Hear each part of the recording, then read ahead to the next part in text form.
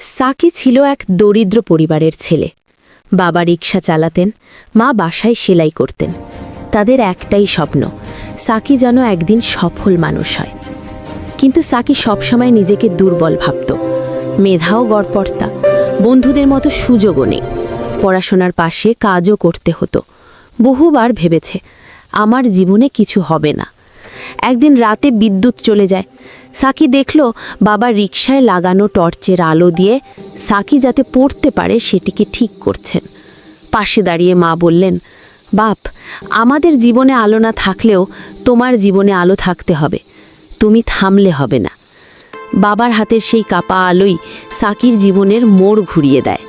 সে বুঝল তার মূল্য সে নিজেই ঠিক করবে, পরিস্থিতি নয়। সেই রাত থেকেই সাকি পাগলের মতো পরিশ্রম করতে শুরু করে।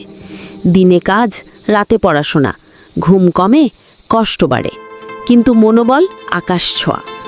বছর শেষে সাকি স্বপ্নের বিশ্ববিদ্যালয় ভর্তি হয়। পরে একটি আন্তর্জাতিক চাকরি পায়। একদিন নিজের প্রথম বেতনে বাবা মাকে নতুন একটি বাড়ি কিনে দেয়। এখান থেকে শিক্ষা পাই, সফলতার রহস্য হলো ইচ্ছা শক্তি।